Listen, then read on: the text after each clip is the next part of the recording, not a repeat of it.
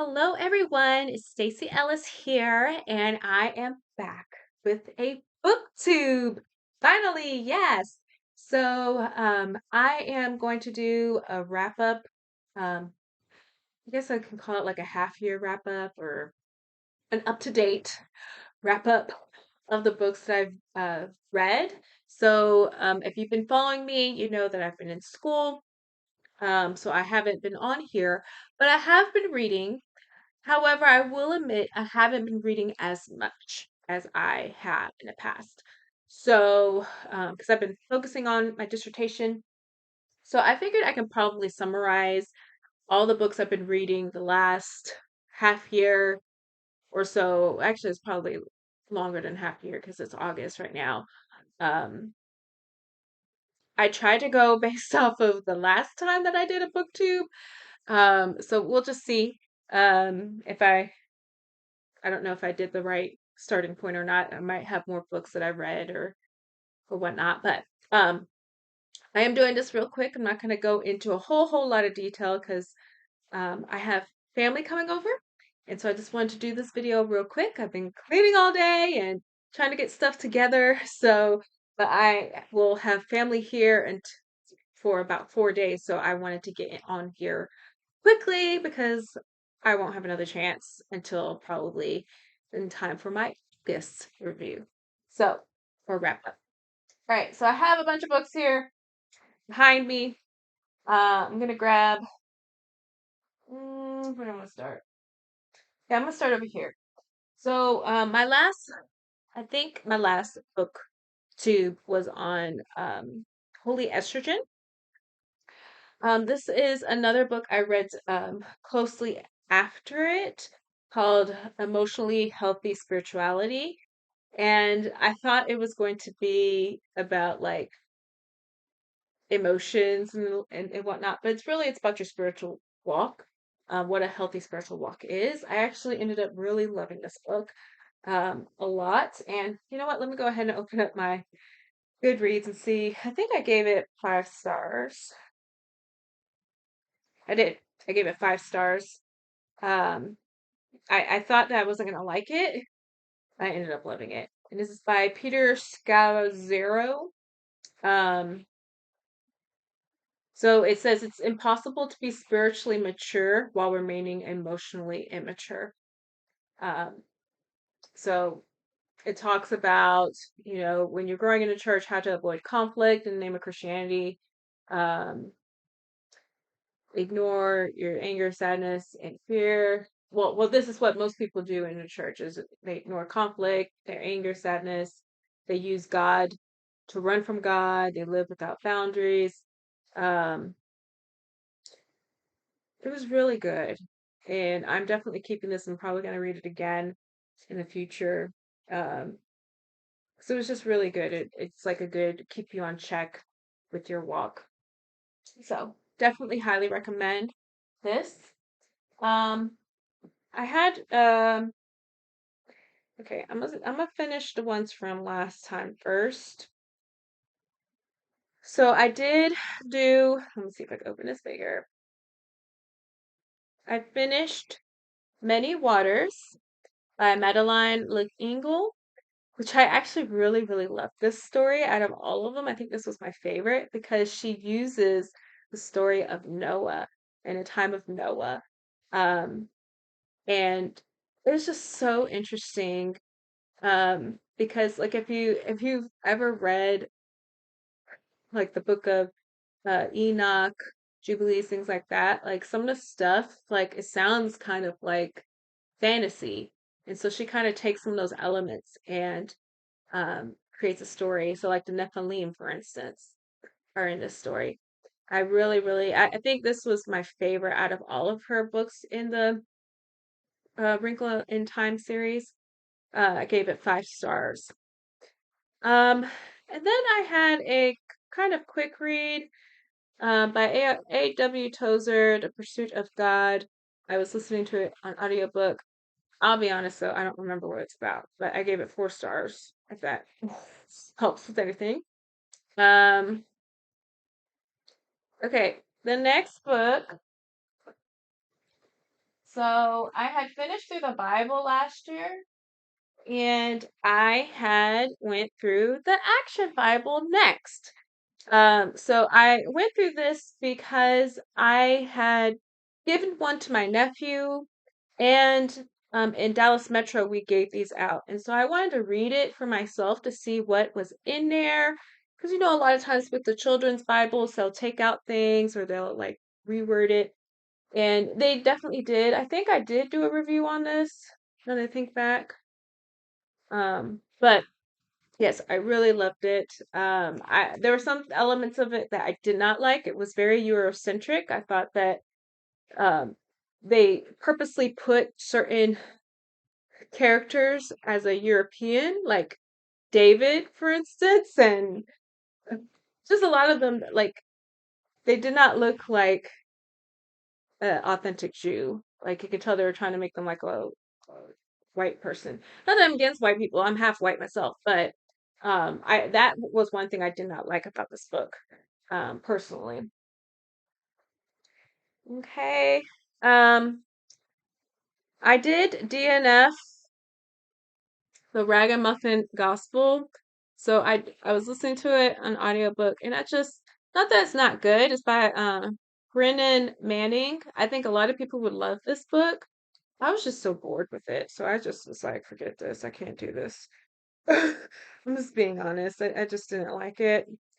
And then I listened to Can God Bless America Again by John MacArthur. This was another audiobook. Um, and it was okay. I gave it 3 stars. Um, it kind of goes along the line of, since America has turned to sin, will we actually be a blessed nation? And, referring to like in the Bible when you see Israel not always being obedient, and so they didn't get blessed. So why would we expect our country to be blessed? So yeah. So that was that. And then I had finally finished The Sons of Encouragement. So the last book in here was about Silas. And I gave it, yeah, 4 stars. In part, I say because I mean, I haven't done research on that time period, but I do feel that there was a lot of inferred things, because his story is not written, right? So you kind of have to like make it up. Unless there are some, maybe written somewhere else, but I've never heard of his story being written in like Josephus or any place like that. Um, so it definitely, the last story in here is definitely, out of all of them, my least favorite. I As a whole, this whole book, this whole series, I loved it. I gave it 5 stars for the whole book, just 4 stars for the last story, and that was just because of like what I said. Like, I mean, it was really just her thought of like, okay, how would Silas actually be living? Um, all right. I have another book. Need to go grab it real quick. Let me pause. Okay, so I did the second book of the Babysitters Club. You guys know I did a review. A grown woman reads Babysitters Club for the first time. What was my views on it? And so I was like, well, let me go ahead and read the second book. The second book, it was similar to the first book, but I will be honest. After reading this book, I'm not reading any more of these books. It's just there's certain elements about the story that I am disturbed by the behavior of these girls, and it kind of makes me wonder how much of their behavior influences the behavior of my generation. Because we did have a lot of girls that were dating a lot, were into older guys, and yeah. Not that it's like a horrible book. It's not like rated R or anything like that. Of course not. It's Babysitters Club. But as a whole, I wasn't feeling it. I just wasn't feeling it. And maybe it's because I just wasn't into it when I was younger, and there was just certain elements I just didn't like. I'll just be honest. I mean, in the girls and the dating and liking the older guys and all that, like that. And then I heard that there's future stories of them liking a teacher, and I think it's just not appropriate. So, um, I'm unhauling this book. I'm not keeping it. I'm getting rid of the other one too, and I'm not planning on reading any more Babysitters Club stories. It wasn't bad as a story. I gave it 4 stars, but I just I can't see myself reading any more of it. It's not as entertaining as some of the other books that I've been reading. All right. Next book, When Duct Tape is just isn't enough. My mom gave me this years ago, and I didn't like read it in detail, but I skimmed through it and I looked at all the different things. So if you have a house and you want to know like things like, oh, with your garden, or tips with cleaning, or how to fix things electrical, or it has a little bit of everything. And so I kind of just went through that.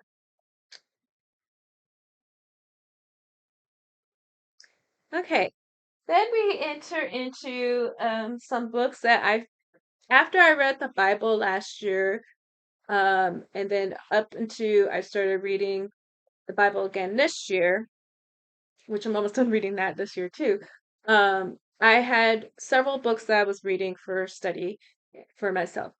So the first one is 12 Extraordinary Women by John MacArthur. It does have a corresponding like question and answer type thing. I really enjoyed this. It goes through 12 women in the Bible, and he just kind of like, explains things in there. So he has Ruth, Anna, Martha, Mary, Mary Magdalene, Sarah, Hannah, the Samaritan woman, and Mary, the mother of Jesus. So I really enjoyed this. This is something that I'm probably going to refer back to in the future. As a woman, it's good to have different examples of godly women. So I gave that one 5 stars. And then I listened to John MacArthur. Um, let me see it. God's High Calling for Women. I know it's kind of hard to see, but it's God's High Calling for Women. It was a short audiobook. I gave it 4 stars. It just pretty much highlights the woman's role in the church and in the family.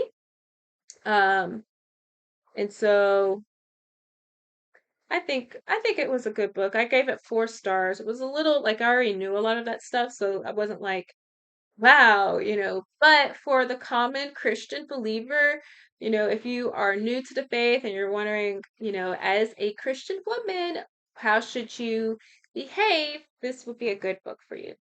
And then I listened to another John MacArthur book, Why the Government Can't Save You.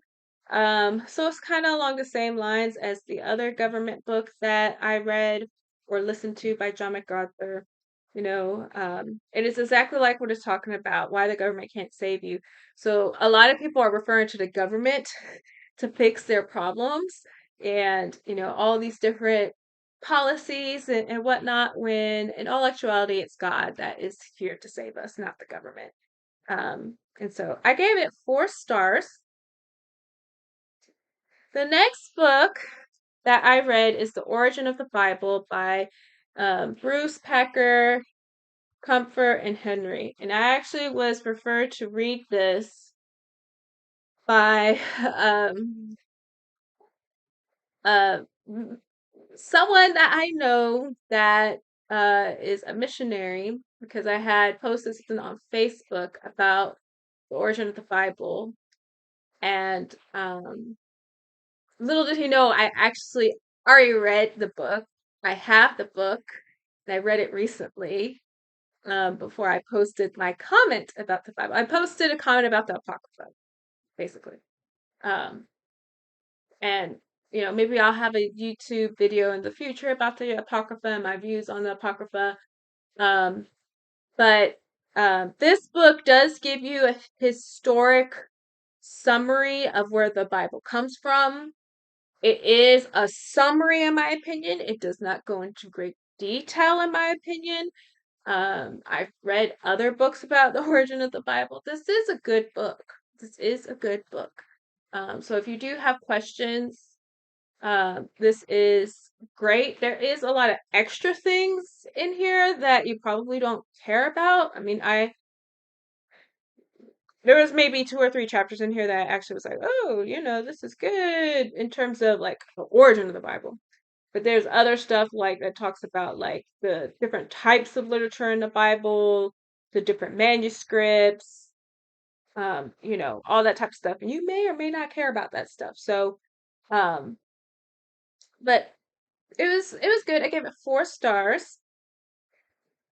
And then do I not have it over here? I thought I grabbed it.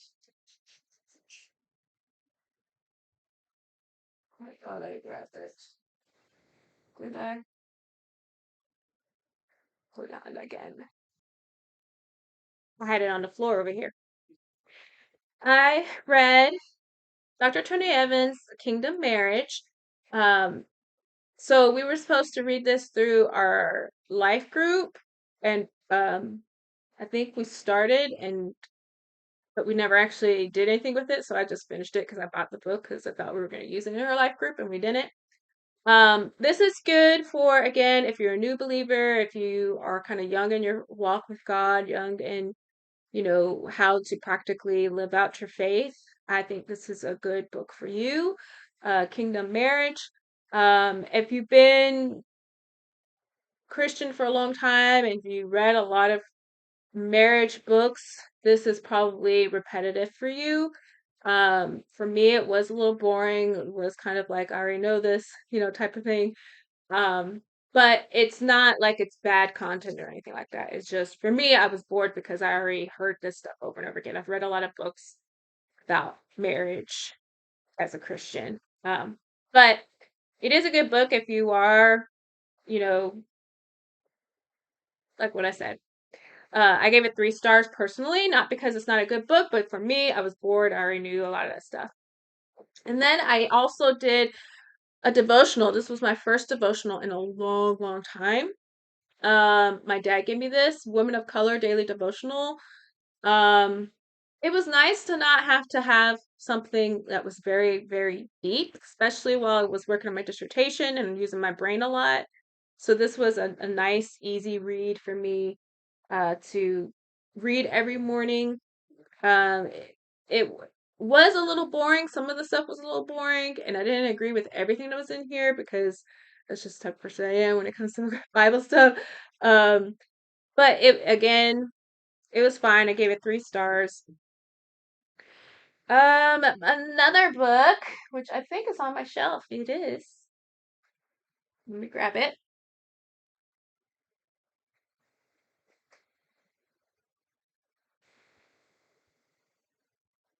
All right. The nutrition book, one of the nutrition books I've read is Perfect Weight by Jordan Rubin. So he's done a lot of different books about like eating healthy and stuff. Um, there's some nice recipes in here, which is why I kept it, and there's some interesting, like I have a few pages folded that has some interesting, things. Because he did do some research, but overall I gave it 2 stars because his idea of making your perfect weight is to cut out all carbs and have like a keto like diet, a low carb diet, and um he tries to sell you on like this is the way you're supposed to eat in order to reach your perfect weight, and it's just not backed by science. It's not accurate. All he had great content before he got to his actual diet plan, um, but the diet plan itself makes no sense. So I gave it 2 stars. And then I went to another book. So these books, if you know me, I read multiple books at a time. So you might be wondering, like, this doesn't make sense to order. um, I read John MacArthur, 12 Unlikely Heroes. So this is similar to the 12 Extraordinary Women book, but instead it's just different people in the Bible that we normally don't really talk about. So it has Enoch, Joseph, Miriam, Gideon, and Samson, Johnathan, Jonah, Esther, John the Baptist, James, Mark, and Onesimus. So again, same type of thing as the other John MacArthur book. I really enjoyed it. I'm going to refer to this again. I'm going to read it again in the future. Um, an audiobook by John MacArthur again, Vanishing Consciousness. I listened to Drawing the Line in a Fault Guilt-Free World. So in this book, he talks about how people are literally they're ignoring their conscience. They're just doing whatever they want. And as Christians, what are we to do? Are we to ignore the fact that, like, oh, this is okay, or are we supposed to do something about it? And of course, we're supposed to do something about it. So I gave it 4 stars. I thought it was good. Then I read this is a reread for me, Sacrificing Isaac. So this is poetry that was written by Kendra Turner-Bradford. So I was a debutante, and she was one of the ladies that was in charge of the debutantes.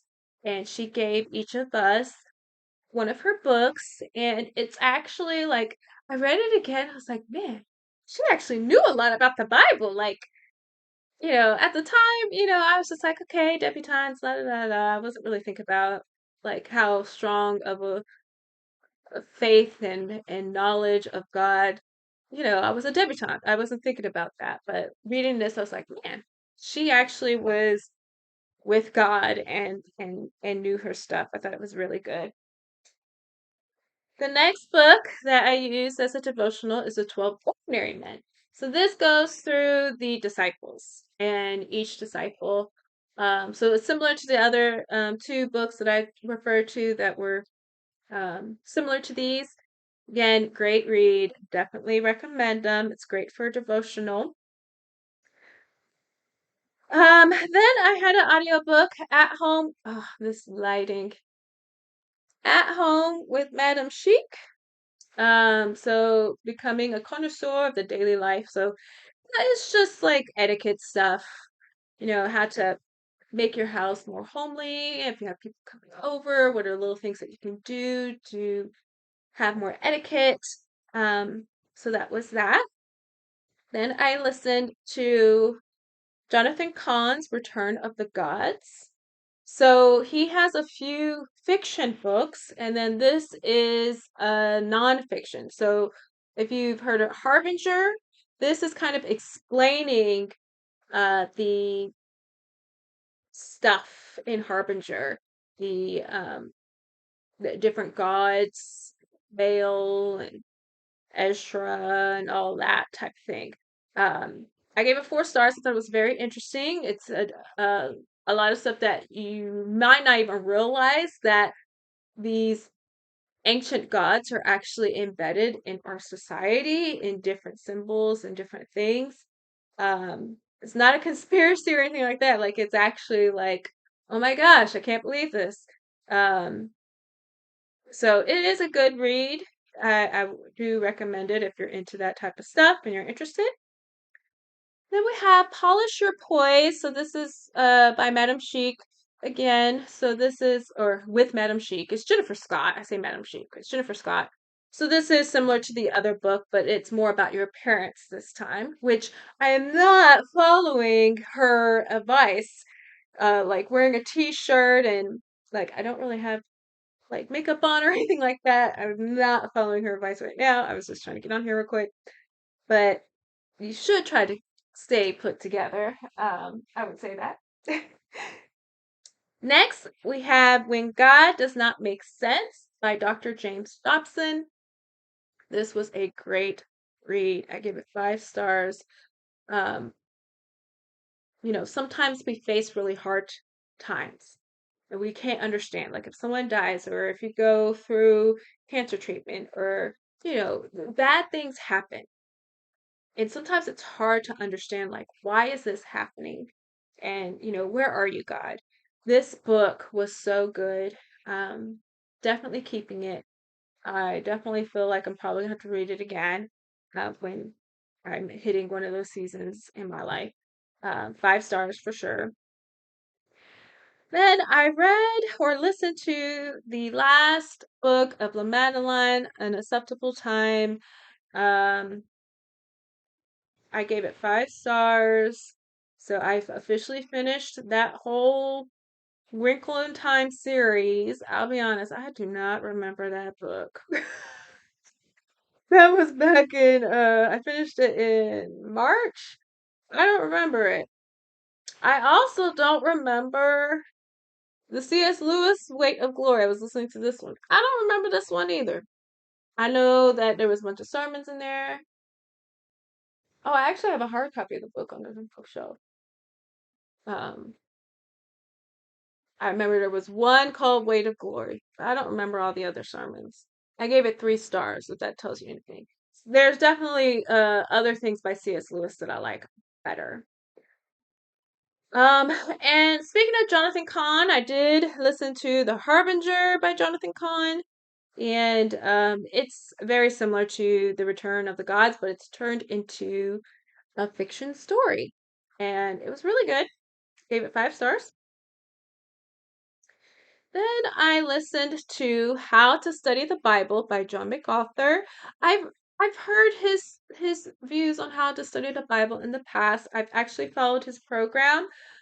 So he takes the idea of um, you should read through the Old Testament before you get into like in-depth study. You should read through the Old Testament, and while you're reading through the Old Testament, you also go through the New Testament and you reread. I think it's 7 chapters or so. Those same 7 chapters for a whole month, and then you go on to the next 7 chapters and the next, and you go through it every single day. So you'll eventually, within I think it's 2 years, you'll know the New Testament. Like you would have gone through it over and over again. So I did that. I went through it um for a period of time, just like what he said. And it did help, but I will be honest, like Paul's letters are difficult. Like I can remember like the different sayings in there, but I don't necessarily understand it all. So it is a good thing to do at least to get the word in you. Um, but you still won't necessarily understand it fully. Okay, the next book that I read is The Ice Age and the Flood by Jake Herbert. So this is through the Institute of Creation Research in Dallas, Texas. It's a short read. It just pretty much talks about, we have these theories about the ice age that is well known, and they say like the Earth is billions of years old, and that this happened a long time ago, but they kind of combat that and they show that no, it's actually not as old as you think. And we could actually make the case for an Earth that's not as old.